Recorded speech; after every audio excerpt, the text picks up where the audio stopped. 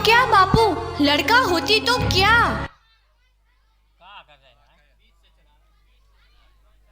आप इतने परेशान क्यों दिखाई देते हैं?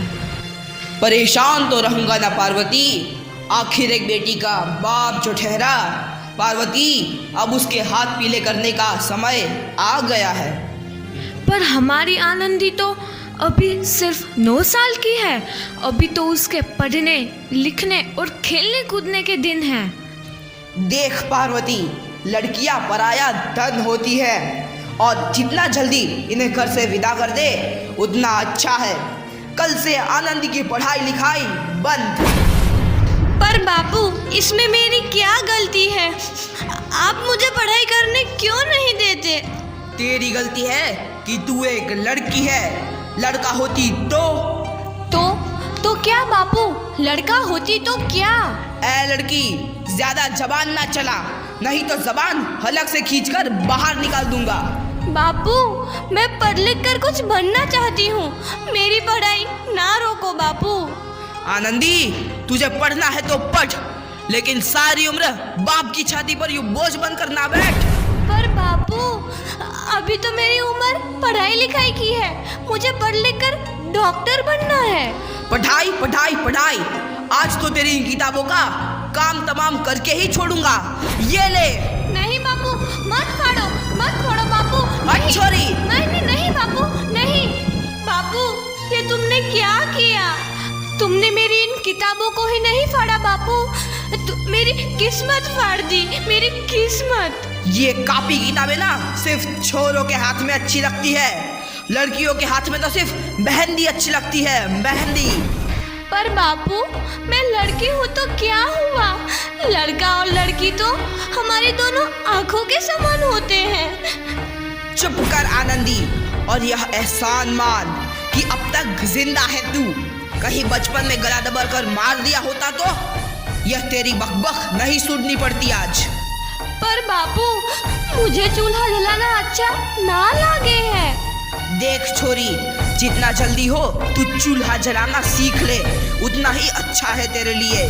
और हाँ, तेरा ब्याह तो होगा, वो भी कल के कल।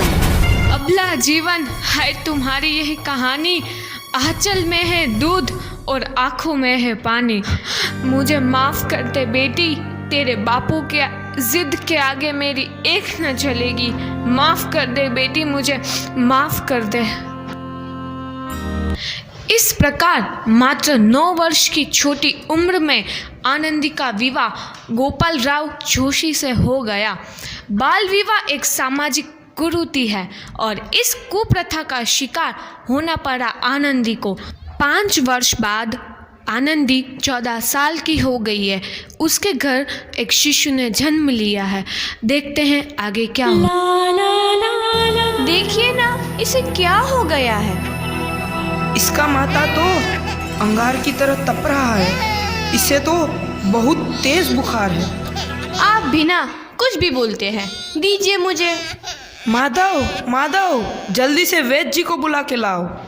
जी, अभी बुला के लाता हूँ। ये तुम क्या कर रही हो आनंदी?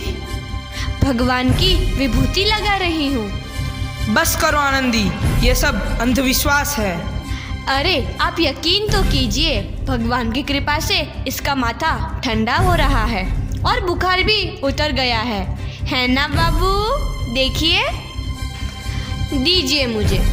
उठो बाबू, आंखें खोलो, तुम्हें तुम्हारी माँ बुला रही है। आंखें खोलो, देखिए ना इसे क्या हो गया है, आंखें भी नहीं खोल रहा। आंखें खोलो बेटा, आप चुप क्यों है? आंखें खोलो बेटा, आंखें खोलो। आनंदी, हमारा बेटा कभी आंखें नहीं खोलेगा। नहीं, ऐसा नहीं हो सकता। मेरे बेटे को मुझसे कोई नहीं छीन सकता, कोई नहीं छीन सकता। पागल मत बनो आनंदी। माधव,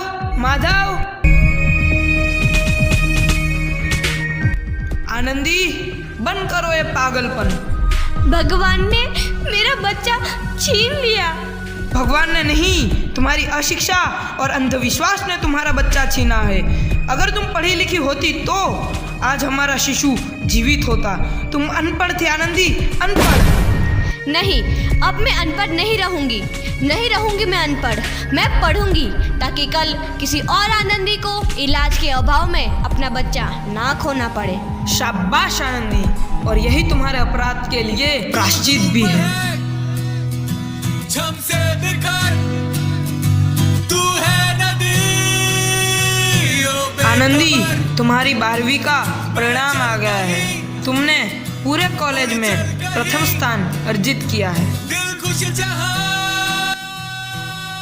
तेरी तो आनंदी, तुम्हारी मेहनत रंग लाई है। तुम्हें शिक्षा वृत्ति मिली है। ये लो तुम्हारे अमेरिका जाने की टिकट। जोरदार मुझे तालियां हो शिक्षा जाएं। वृत्ति मिल गई।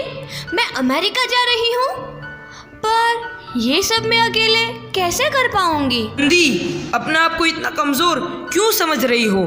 फिर इतना पढ़ने लिखने का क्या फायदा?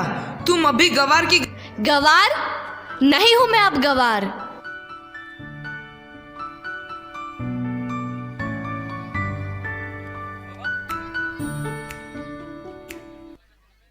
तो इस प्रकार 7 अप्रैल 1883 को आनंदी अमेरिका के पेंसिल्वेनिया के लिए रवाना हुई और 3 साल बाद उन्होंने डॉक्टर ऑफ मेडिसिन की उपाधि प्राप्त कर ली।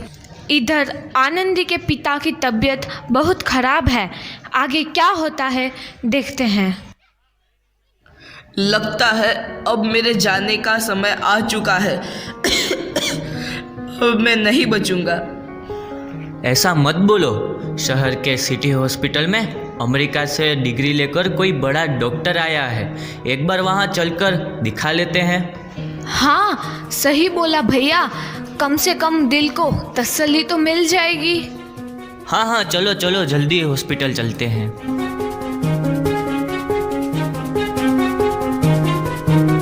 इस मरीज की हालत तो बहुत ही खराब है। कोई चमत्कार ही इसे बचा सकता है।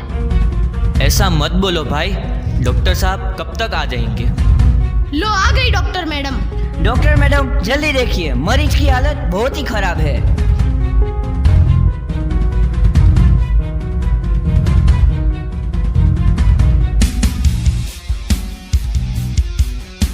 अब आप बिल्कुल ठीक हैं। मौत के मुंह से आपको बचाया है डॉक्टर मैडम ने। डॉक्टर साहब ने मुझे बचा लिया। मुझे मिलना है डॉक्टर साहब से। डॉक्टर साहब नहीं, डॉक्टर मैडम बोलो। डॉक्टर मैडम, उन्होंने ही तुम्हें जीवन दान दिया है। लो आ गई डॉक्टर मैडम, मिल लो उनसे। डॉक्टर मैडम, आपका बहुत बहुत धन्यवाद। आपने मेरी जान बचाई। इसके बदले में मैं गरीब भला आपको क्या दे सकता हूँ? वचन चाहिए मुझे कि कभी ये नहीं कहोगे कि लड़कियां कुछ नहीं कर सकती। वचन? ये कैसा वचन? अरे श्यामलाल, तुमने पहचाना नहीं? तुम्हारी बेटी आनंदी। आनंदी? मेरी बेटी आनंदी डॉक्टर? हाँ बापू, वही आनंदी जिसके लिए बचपन में तूने चूल्हा और दूल्हा के अलावा कुछ नहीं सोचा था। आनंदी, आनंदी मेरी बेटी, मुझे माफ कर दे। मैं तेरा गुनहगार हूँ बेटी। नहीं नहीं बापू, जोरदार वही तालियां। आनंदी जिसके हाथ पीले करके तुम उसकी सारी जिंदगी काला कर देना चाहते थे। माफ कर दे मुझे मेरी बच्ची, माफ कर दे। मैं तेरा अपराधी हूँ मेरी बच्ची, माफ कर दे। नहीं बापू, मैंने तो तेरा एहसान चुकाया है। याद है ना अपना एहसान जो बचपन में तुमने मुझ पर किया था? ताने सुना सुना कर जीते जी मार डाला था मुझको। अब बोल, और किस किस को मारेगा? आनंदी बेटी, मुझे माफ कर दे मेरी बच्ची। मैं तेरा गुनहगार हूँ। बापू, आपने ही तो बोला था किताबें सिर्फ बेटों के हाथ में अच्छी लगती है, बेटियों के हाथ में तो सिर्फ मेहंदी। बेटों और बेटियों में फर्क करना दो आंखों में फर्क करने समान है। एक का पढ़ना और दूसरे का ना पढ़ना सामाजिक अंधकार है बापू, सामाजिक अंधकार। उपकार मांगता हूँ मैं तुझ जैसी बेटी का, जिसने सारी उम्र मुझसे कुछ ना मांगा तो सिर्फ बराबरी का दर्जा। वरना सच तो यह है कि मैं तेरी माफी के लायक भी ना हूँ। मुझ जैसा बाप तेरी बराबरी कर सके उसके मैं लायक भी ना हूँ मेरी बेटी, मैं लायक भी ना हूँ। अपने बापू को क्या माफ नहीं करोगी आनंदी? माफ़ कर दो आनंदी, माफ़ कर दो। सुबह का भूला यदि शाम को